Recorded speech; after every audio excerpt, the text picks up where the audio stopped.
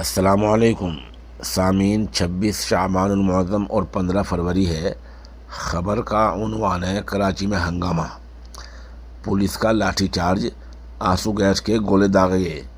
پاکستان کے سب سے اہم شہروں میں سے ایک کراچی میں گزشتہ دن سڑکوں پر ہنگامہ ہو گیا۔ دراصل جماعت اسلامی نے شہر کی خراب سڑکوں، نالے کا مسئلہ یعنی پانی کی نکاسی کا مسئلہ اور شہریوں کو بنیادی سہولت کا مسائل کو لے کر احتجاج کیا تھا۔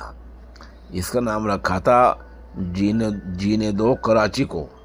اس مہم کے تحت سندھ اسمبلی کے باہر مظاہرہ کا انعقاد کیا گیا۔ پارٹی نے مقامی سطح پر زبردست مظاہرہ کیا۔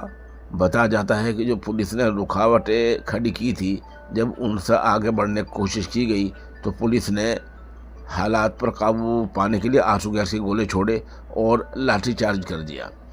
جماعت اسلامی کے رہنماؤں کا کہنا یہ ہے کہ پولیس کا لاٹھی چارج ناقابل قبول ہے۔ پولیس سے بات چیت کی گئی تھی، اس کے باوجود کوئی بھی بڑا افسر موقع پر نہیں پہنچا۔